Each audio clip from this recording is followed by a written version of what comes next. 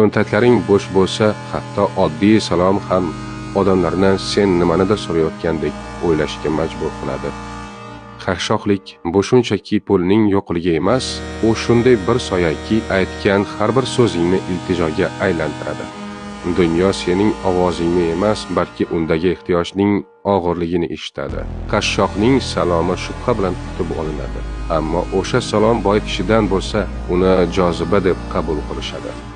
Shu bois erkaklar ochlikni g'urur bilan ko'taradi, ammo sadaqa uchun o'zini xor qilmaydi. Chunki jamiyat ko'zida ehtiyojning o'zi jinoyatdek baholanadi. Kuchsizlik pozitsiyasidan aytilgan haqiqatdan ko'ra sukut ko'proq hurmat uyg'otadi. Ammo mol dunyong bo'lsa, hatto yolg'oning ham haqiqat deb qabul qilinadi. Haqorating donishmandlik, ishtiroking esa sharaf sanaladi. Boylik bu shunchaki hokimiyat emas, u shunday bir niqobki, hatto eng kichik ishorangni ham olijanob ko'rsatadi.